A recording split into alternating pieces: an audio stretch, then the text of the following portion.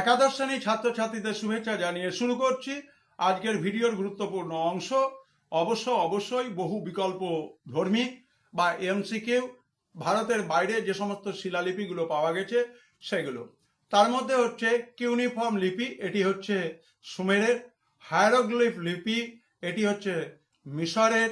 হাইরেটিক লিপি, এই লিপিটি হচ্ছে মিশরের। সোহগার লিপি, এটি কিন্তু ভারতের।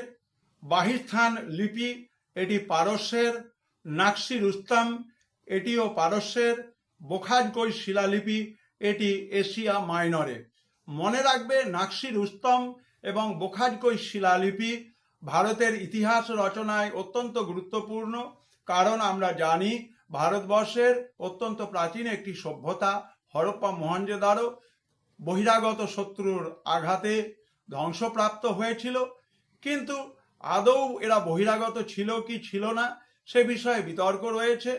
কিন্তু আমাদের মনে রাখতে হবে নাকশি রুস্তম এবং বোখাজকই যে শিলালিপি, সেখানে আমরা কিছু কিছু বৈদিক দেবতার নাম পাচ্ছি এবং যার মধ্য দিয়ে দেখা যাচ্ছে যে ভারতবর্ষ এবং বৈদেশিক জগতের যে সমস্ত সংস্কৃতির সমন্বয় বা বহিঃশত্রুর আক্রমণের যে অভিঘাত তা সামলাতে না পেরে যে হরপ্পা সভ্যতা স্ট্যাগন্যান্সি অবস্থায় ছিল, যে স্থবির অবস্থায় ছিল, তা ধ্বংসপ্রাপ্ত হতে বাধ্য হয়।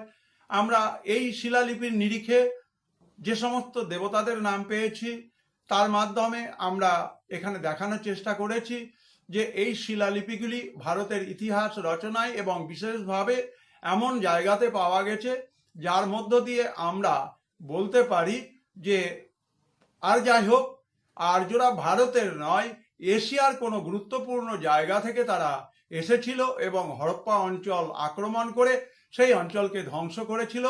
তোমরা এমসিকিউ গুরুত্বপূর্ণ শিলালিপিগুলো সম্পর্কে জানলে এবং এই চ্যানেলটি থেকেই তোমরা ইতিহাসের প্রকৃত ইতিহাস নির্ভর তথ্য পাবে এবং এই চ্যানেলটিকে তোমরা সাবস্ক্রাইব করো, যাতে করে তোমরা পরবর্তী ভিডিওগুলো তার নোটিফিকেশান খুব সহজেই পেতে পারো।